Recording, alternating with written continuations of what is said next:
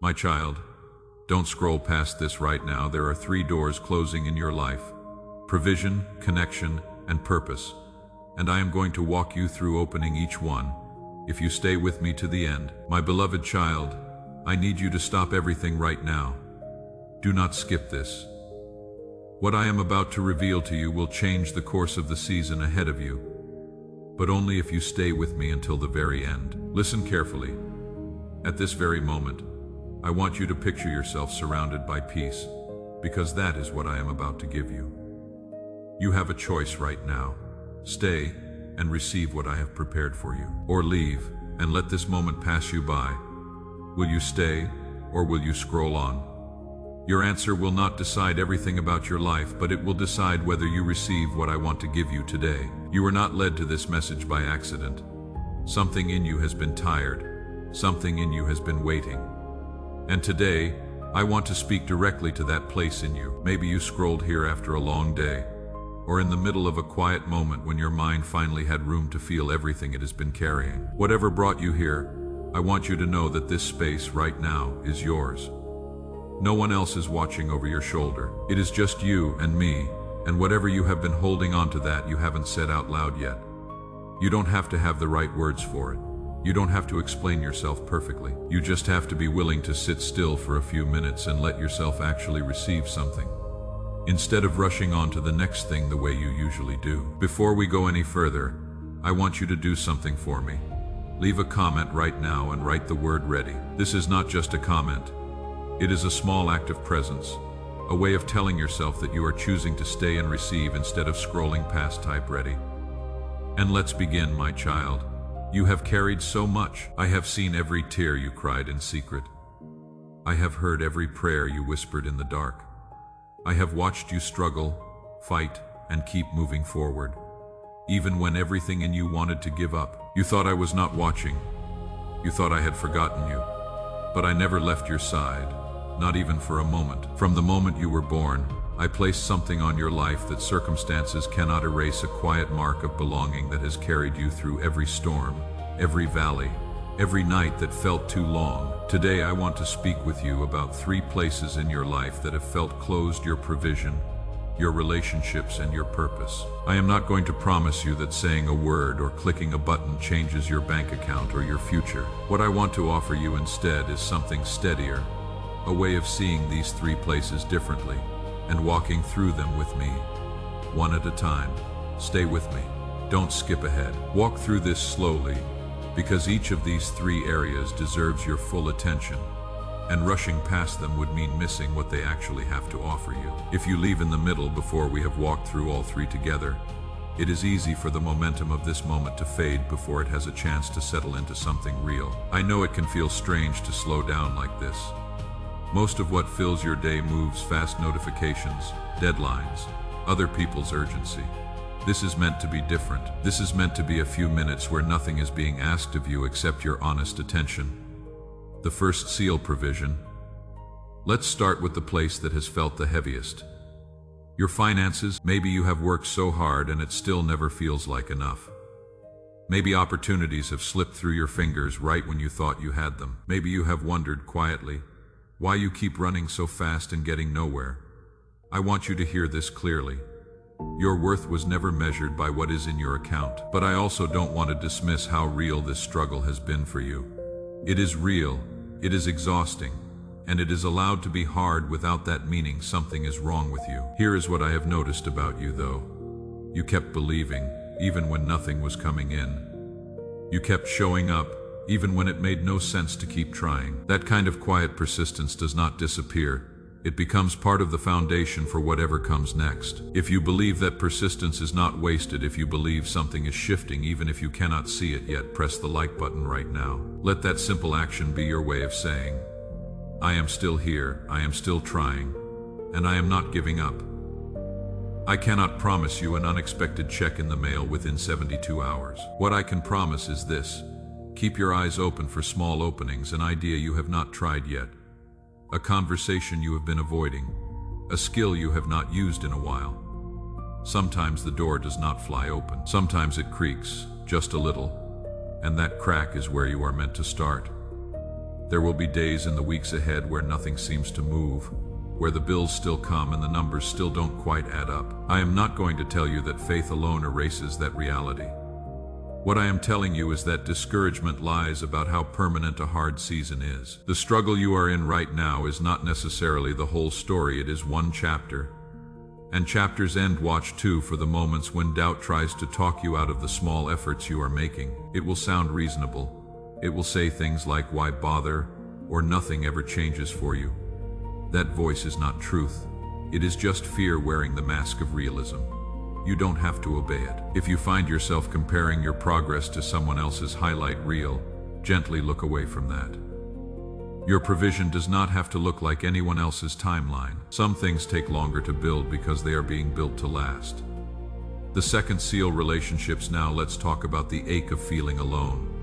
Maybe you have felt like the people around you don't fully see you. Maybe you have wondered why the right people never seem to stay, or why the wrong ones keep finding their way in. I want you to know that your loneliness is not a verdict on your worth. Sometimes it is simply a season, a quiet stretch before the right connections arrive. But I also want to be honest with you. Some of what has kept you isolated may be relationships you are holding on to that are draining more than they are giving. Letting go of those is not easy. It might mean stepping back from someone who has been part of your life for a long time. It might mean admitting that a friendship or connection has run its course. This is hard work, and I am not going to pretend otherwise. If you are ready to make space for healthier connections, even if it means some honest, difficult goodbyes, comment the word "open" right now. Let that word be a small commitment to yourself, that you are willing to make room, even when it is uncomfortable. I cannot promise you that new people will show up within days or weeks on a fixed schedule. What I can tell you is that people tend to notice when someone becomes more open, more honest, more willing to be seen. That shift in you is often what draws the right people closer, not a magic timeline, but a change in how you carry yourself. It is worth saying plainly, not every lonely season is your fault, and not every lonely season is permanent. Sometimes you are between chapters of connection, and the in-between feels quieter than either chapter around it. That quiet is uncomfortable, but it isn't empty. It is often where you learn who you are outside of what other people reflect back at you. If old relationships come to mind as you read this, the ones that have felt more draining than supportive, you don't have to make a dramatic decision about them today. You can simply notice the truth of how they feel, and let that awareness sit with you until you are ready to act on it. And if you are surrounded by people already, but still feel unseen, that matters too. Loneliness isn't only about how many people are around you, it is about how known you feel by them. That is worth being honest with yourself about, even if it is uncomfortable. The third seal, purpose, and now, the hardest one, the ache of not knowing why you are here or what you are supposed to be doing with your life. Maybe you have felt stuck, like something is missing, but you cannot quite name what it is. I don't have a shortcut for this one. Purpose rarely arrives all at once, fully formed. More often it arrives in fragments, a moment that felt meaningful, a skill people keep telling you that you have, a problem you cannot stop thinking about. These fragments matter more than they seem to. What I am asking of you here is not certainty, it is willingness. Willingness to take one small step even without seeing the whole staircase. Willingness to let go of the fear that has kept you frozen, and the doubt that has made you question whether you are allowed to want something more. If you are willing to take that step, share this message with at least one person who needs to hear it today. Not because sharing unlocks anything magical, but because naming what you are going through out loud, even indirectly, through sharing something like this, is often the first real step toward moving from here. Pay attention, not to signs that prove something supernatural happened, but to the ordinary things that start making a little more sense.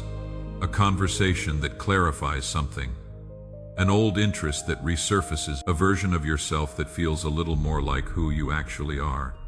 Purpose rarely shows up as one dramatic reveal. More often it shows up as a pattern you can only see in hindsight, the thread that connects the job you didn't expect to enjoy, the person you helped without thinking twice, the thing you would do even if no one paid you for it. Start paying attention to that thread now, rather than waiting for a single lightning bolt moment that may never come in the way you are picturing it. It is also worth naming the fear underneath this one honestly. The fear that you will commit to a direction, and it will turn out to be the wrong one. That fear keeps a lot of people frozen indefinitely. But most paths toward purpose are not a single irreversible choice. They are a series of small, adjustable steps you are allowed to course correct. Starting does not mean you are locked in forever. The signs along the way as you move through these next few days. You may start to notice small things shifting, not because a magnet has switched on, but because your attention has changed. When you are actively looking for provision, connection, and purpose, you tend to notice opportunities that were quietly there all along. You might notice an old contact reaching back out. You might notice a conversation landing differently than it would have a month ago. You might notice yourself saying yes to something you would have talked yourself out of before. None of this is proof of anything mystical. It is simply what happens when a person becomes a little more open and a little more intentional. Pay attention to your own words this week too. If you catch yourself saying, "I never get a break," or "nothing good happens to me," notice that pattern without shaming yourself for it. Old habits of speech are hard to break. Just try gently to add in a few sentences that reflect what you are hoping for instead. I am building something. I am allowed to receive help. I am allowed to be seen. What I want you to carry with you, my child. I want to be honest with you about something. I am not going to tell you that a switch will now flip and everything you need will start chasing you down. Life rarely works that cleanly, and I don't want to set you up to feel like you failed if a check doesn't arrive, or a friend doesn't call within a set number of days. What I will tell you is this: the way you speak to yourself matters. If you constantly tell yourself you are lacking, lonely, or stuck, that becomes the lens you see everything through. If you can find even small ways to speak provision, connection, and purpose over your life, not as magic words, but as intentions, you start noticing opportunities you might have otherwise walked past. In the days ahead, give yourself real space to reflect. Not just formal prayers, but honest conversation with me, with yourself, with whoever you trust. Say what you are grateful for, even before you see the full picture. Gratitude does not require proof first. It is often what helps you notice the proof when it comes. You might try setting aside just a few quiet minutes each morning this week before the noise of the day gets in, to simply check in with yourself. Not to perform faith, not to say the right things, but to actually ask, how am I doing? Really, what do I need today that I haven't been giving myself? That honesty is worth more than any script. And in the evenings before you close your eyes, try naming one thing that went right that day, even if it is small. Even if it is just that you got through it. Over time, that small habit reshapes how your mind scans each day, from constantly hunting for what went wrong to noticing what quietly went well. Expect good things gently, not with anxious watching, but with an openness that lets you actually see the ordinary blessings already around you. A message from a friend, an idea that clicks, a moment of quiet you didn't expect. Be careful what you let into your mind during this season, not because negativity is dangerous in some mystical sense, but because what you consume shapes what you believe is possible. Choose what nourishes your hope a little more intentionally this week. Some days will still be hard. Some doors will stay closed a while longer. That does not mean you did something wrong, or that you didn't believe hard enough. It means you are human, walking a real path with real setbacks along the way. There may also be people around you who don't understand why this season matters to you, or who respond to your hope with skepticism. That is not necessarily a sign you are on the wrong track. Sometimes it just means they are seeing your life through their own limitations, not yours. You don't need everyone's understanding to keep going. If small frustrations or setbacks show up in the days right after this, a delay, an inconvenience, an unexpected complication, try not to read too much into them as some kind of spiritual attack. Life is simply full of friction sometimes. What matters more is how you respond to the friction, not whether it exists at all. Above everything else in these next few days, be patient and be kind with yourself. Growth in any of these three areas, provision, connection, purpose, is rarely instant, and treating yourself harshly when things move slowly will only make the process heavier than it needs to be. My beloved child, something has shifted simply because you stayed with me through this. You proved something to yourself today, that you are willing to sit with hard questions instead of scrolling past them. That matters more than you know. Before we close, I want you to know one more thing. I am with you every single day. I am in every breath you take, every step you walk, every decision you make. You are not alone in this. You are not forgotten. You are not walking this new chapter by yourself. If these words meant something to you, and you would like to help this message reach more people who need to hear it, the support link is pinned in the comments below. Any support, big or small, simply helps this channel keep going. No promises attached beyond that. Wherever you are in this season, go gently. Go with a little more peace than you came in with. Go with a little more confidence that you are not walking through this alone. Walk in patience. Walk in honesty with yourself. Walk in quiet confidence. And remember, I am with you one step at a time, today and in the days ahead. A few more words for the road before you go. I want to sit with you a little longer, because I know moments like this can end too abruptly. A message like this reaches its close, and then you are back in the noise of your day, and it is easy for everything we just walked through to fade by tomorrow afternoon. I don't want that for you. I want some of this to actually stay.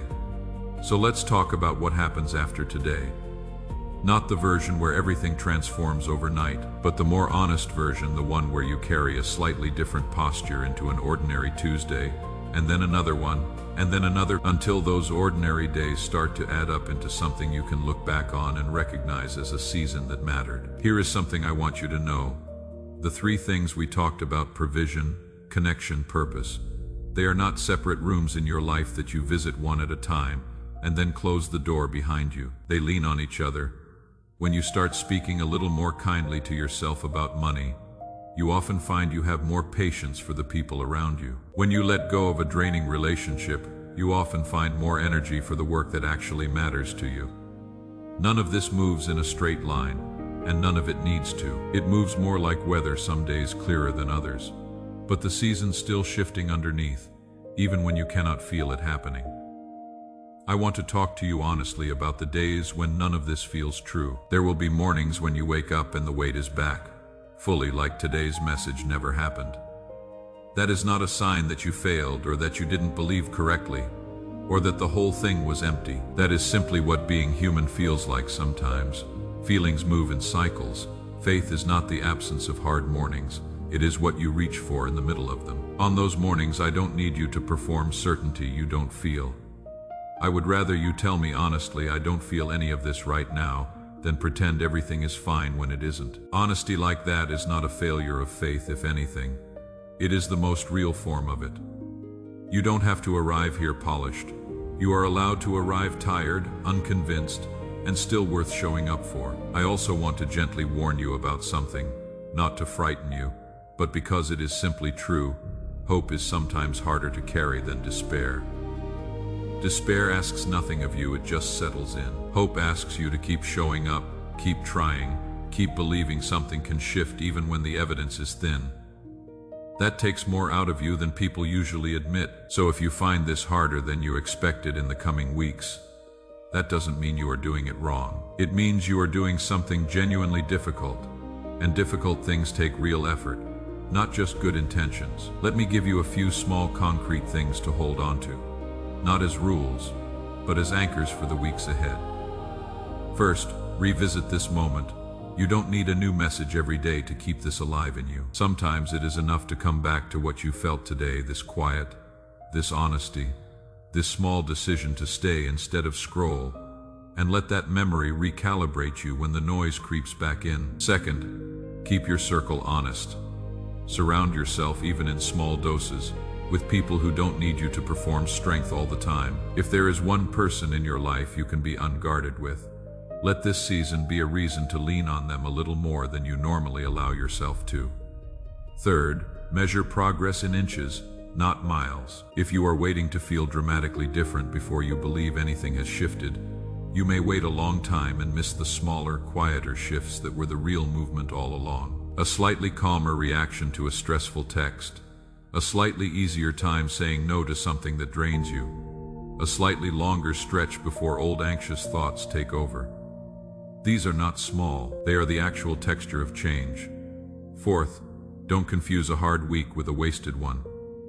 Setbacks are not proof that nothing is working. They are, more often than not, simply part of how growth actually happens: uneven, non-linear, occasionally frustrating. Give yourself permission to have a bad week without treating it as evidence against everything else you have built. I also want to speak to something you might not have said out loud to anyone. The fear that you will try and hope and open yourself up again, and it still will not work out. That fear is not irrational. You have likely been disappointed before, maybe more than once, maybe in ways that still ache when you think about them.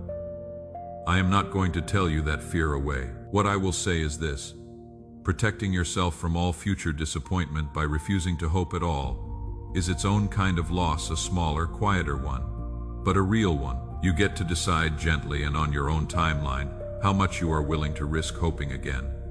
If it helps, you don't have to hope for everything all at once. You can start by hoping for one specific, modest thing, not your whole life transformed. Just one conversation going better, one week feeling a little lighter, one habit holding for a few more days than it usually does. Small, contained hope is often easier to sustain than the sweeping kind, and it tends to build the muscle you will need for the bigger hopes later. I want to say something too about the people who might not understand this season you are stepping into. Not everyone around you will notice, and not everyone who notices will understand. Some people are simply in a different chapter of their own life, and they don't have the bandwidth to meet you in yours right now. That is not a rejection of you. It is just a mismatch in timing. Don't let a few uninterested reactions convince you that what you are doing doesn't matter. At the same time, watch for the quieter signs of people who do show up, the ones who ask a genuine follow-up question, who remember something you mentioned once and bring it up again weeks later, who make small space for you without needing to be asked. Those are usually the relationships worth investing more into, even if they are not the loudest ones in the room. As for purpose, I want to add one more thing I didn't say earlier. You don't need to find your purpose to be allowed to start living meaningfully. Purpose is often not something you discover fully formed and then step into. It is something you build slowly through the accumulation of choices that feel a little more honest than the ones before them. You don't need the whole picture before you are allowed to take the next small step. If you are someone who tends to overthink this, turning purpose into a puzzle you have to solve perfectly before you are allowed to move, I want to gently release you from that pressure. You are allowed to try something, find out it wasn't quite right, and adjust. That is not failure. That is simply how most people actually find their way toward the things that fit them. Let's talk too about rest. Somewhere in all this talk about provision, connection, and purpose, it can start to feel like you need to be constantly working towards something, constantly improving, constantly striving. I don't want that for you. Rest is not the opposite of growth. Often rest is what makes the next stretch of growth possible at all. If you need to put this whole conversation down for a while and just breathe, that is allowed. You don't lose your place. It will still be here. I want to leave you with something practical for tonight, or whenever you finish reading this. Take a few minutes without any pressure to get it right, and write down 3 honest sentences. One about where you actually are with money right now, without judgment. One about where you actually are with the people in your life, without judgment. And one about what you actually want more of, without worrying whether it sounds impressive or spiritual enough. Just true sentences. You don't have to share them with anyone. They are for you.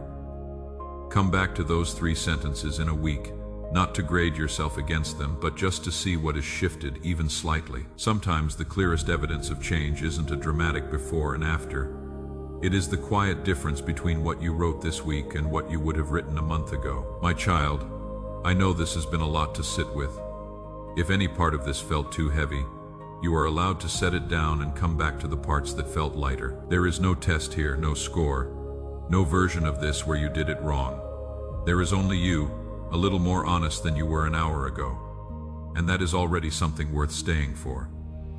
Thank you for staying this long. Thank you for being willing to sit with hard questions instead of scrolling past them. Whatever this week holds, you don't have to carry it alone, and you don't have to have it figured out by tomorrow. One honest step is enough for today. Go now, a little steadier than when you arrived. That is enough. That is more than enough.